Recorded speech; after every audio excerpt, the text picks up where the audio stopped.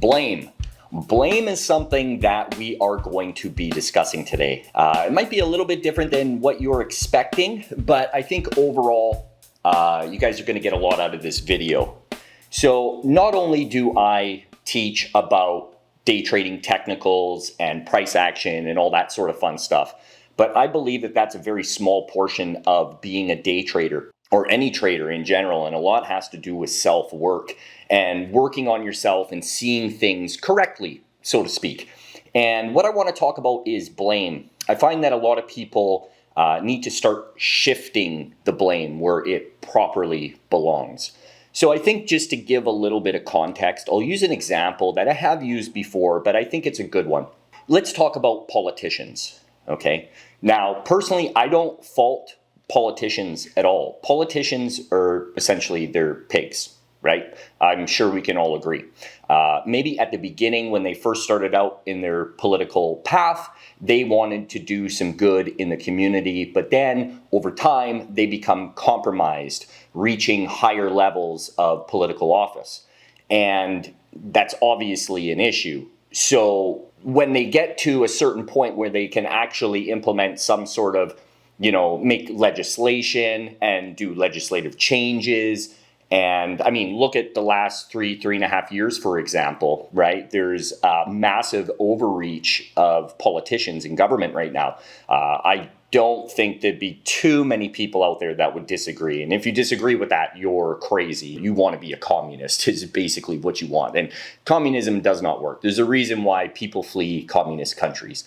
Now, in its absolute bare bones, stripped down form, Marxism, yeah, it would be all wonderful and rainbows and unicorns if we could all get together in a community and work together and just for the good of the community, not necessarily exchanging money or something along those lines for goods, but it's exchanging your time for other goods. It's more of a trade and barter system.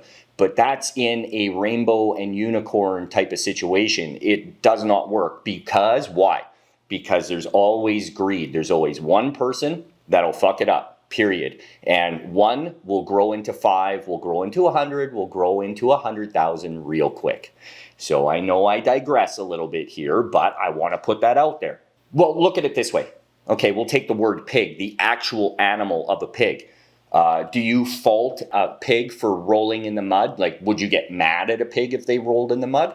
No, because that's what pigs do. They get dirty and they do stupid shit. Well, that's the same way I look at politicians. They're fucking animals. They're pigs. They get into these positions because they crave authority. And once you reach a certain level of office, there's no longer about the good of the people. It's about the good of themselves. That's why most of them, off of a $100,000 a year or $200,000 a year salary, are multi millionaires. Some of them are worth $100, $200, $300 million for a politician. That is a civil servant. That doesn't jive. That doesn't compute. There's no way that that works. And you can't tell me that they're some sort of titan of business, because they're not. They're doing things for their benefit.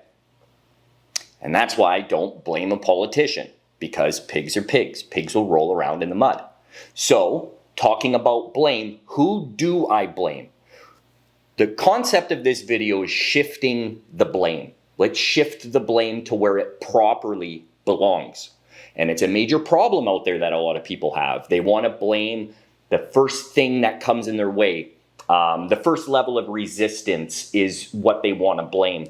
And that's not necessarily the case. I fault the people. That's who I fault. Not only for voting for and falling for their tricks, but also for another example, this past 3.5 years, well, what's happened? Well, people allowed that to happen. And people will blame politicians. No, politicians are pigs. They roll in the mud. We had the ability to stop things. But we chose to be afraid. We chose to fall in line.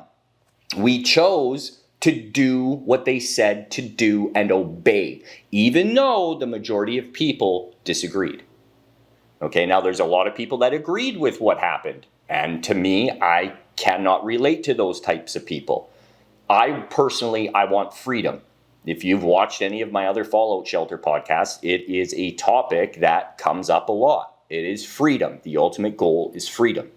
Now, I've achieved a level of freedom that most dream of, to put it bluntly. But in order for you to kind of get to that level, you do need to rearrange and rewire your thinking. Now, I didn't always think like this. I was very quick to blame that first level of resistance. Let's give another example. And this is a really good one.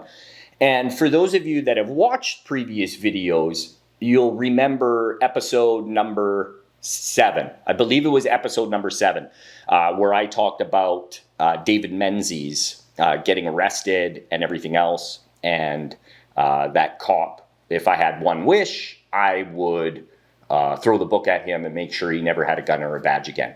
And although I do stand behind that statement, as I also said in that video, I am also friends with law enforcement. I respect law enforcement, but here's the issue. And this is something that Andy said, and this is what's kind of sparked this episode. And him and I think alike on a lot of things, probably 99.9% of things. We're very like-minded. He had said that, yes, he does agree, and he sees that there is an abuse of power and there are problems. But from the side of a police or law enforcement, they are following what their job is. Now, do I believe that that is a 100% excuse? No, I don't. I don't believe that's a 100% excuse. I think it's a little bit of a cop-out, if I'm going to be completely honest. But I see the point. Because, again, who makes the laws? Police, in essence, are there to enforce the laws. End of story, right? If we took it at just that value of what a police officer is supposed to do, they're supposed to enforce the law, the way it is written, to the letter of the law. Okay, it's not up to them to decipher the law. They're not lawyers, okay? They are law enforcement. That's what they do. They enforce the laws. So I understand that point, and I do agree with it. I'm like, not a 50-50 split, but I don't know a better way to really say it. I'm a 50-50 split on that. We'll just put it like that for the sake of argument. Now, although I do agree that they are enforcing the law, remember, we're discussing shifting the blame. So who do we blame?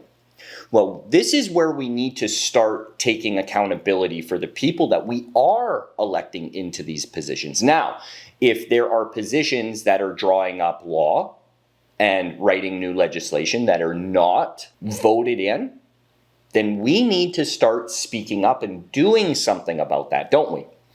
Ultimately, it comes down to us. It is about shifting the blame back onto yourself, okay? Now, I'm not saying it is in your control 100%. It isn't. But there are strength in numbers.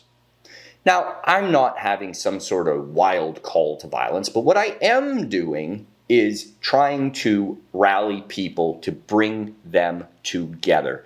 There is, and I've talked about this a lot, the issue that we're having is we are very divided. That is by design. Whites against blacks, blacks against whites, Muslims against Christians, Christians against Muslims, and so on. It is ridiculous. And if you can't see through why they are doing what they're doing, they want us divided. They want us at each other's throats. So then we don't notice what they are doing. Okay? We live in an age of information. That is a catch-all, a catchphrase that everybody loves to throw around. But do people actually believe that? Because you should. Every legitimate piece of information, every scientific study, every law that is ever written is out there for us to read up on. It is there in black and white. It is up to us to change things, okay? Now again, I don't want to get into another video about making change and everything else like that, but because this has to do with shifting the blame, remember, now going back to the law enforcement, yes, they are following the law, but ultimately, if you take 100% ownership and accountability for everything, each individual police officer has the ability to say no. Okay? Just like you or I have the ability to say no. Now, there are good cops and there are bad cops, just like there are good people and bad people, okay? Now, when it comes to this, it's not just black and white. Now, I'm oversimplifying a lot of these issues. I understand that, but it's the best way to put it. And that's where we start to make changes, okay? It is up to this group, the good police, the ones that believe that this is bullshit, to put these ones in line. We all know police, in essence, and it's a saying out there, they are one of the largest gangs in the world. They're a community, they're a brother and sisterhood. That's what I'm getting at. I don't necessarily mean gang in a bad respect. I'm just saying. So they need to start policing themselves on certain things. Because I can tell you what right now, even if, and I mean this with my absolute whole heart, 3 years ago or 2 years ago, whenever the height of that bullshit was, my orders were to go and shut somebody's business down because they didn't wear some. I wouldn't do it. I may show up, but I'm sure in the fuck I'm not telling them what to do with their business for something that I just absolutely do not believe in. Enforcing laws the way that they are written are fine. I don't have an issue with that. But what I do have an issue with are laws that are being enforced that person knows are bullshit. They're fucking bullshit. And you choose to ignore the real facts and still enforce that. That's wrong. In this day and age, what we need more of is character and honor. That's what we need. We need people standing up for what is right. And that's what I'm getting at. And I know that this is straight off from the base message of shifting the blame, but I think you get the idea. There's so many examples that a person can give out there about shifting the blame. You know, another one, when it comes to, let's say, Elon Musk on X, he was and still is being bombarded by people because he wants to implement free speech. He is a believer in free speech. But because it doesn't fall in line with somebody else's beliefs, he is bad man. If that group has a problem, no matter what side you're on, it's not about sides, but let's say on this side, if you have a problem with the way that this group is doing something, you make the change and make it proper.